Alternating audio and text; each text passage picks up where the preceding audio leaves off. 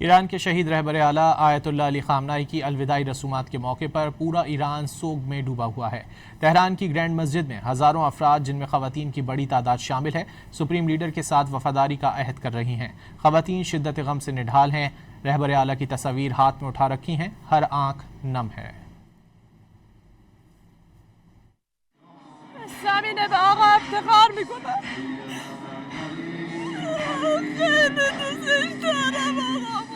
افتخار میکنم بهش، راهش ادامه میدم با بچه‌ام، راهش ادامه میدم. روزی فهمیدم خیلی ناراحت شده، یعنی انگار که دیگه کل دنیا رو ازم گرفتم، انگار که دیگه زندگیم خراب شد.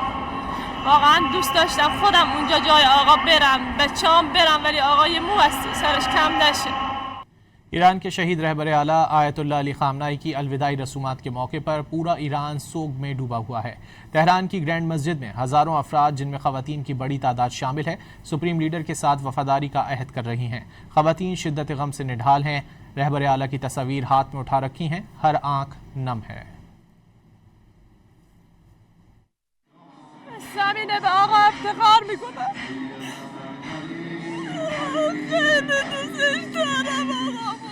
افتخار میکنم بهش، راهش ادامه میدم با بچه‌ام، راهش ادامه میدم.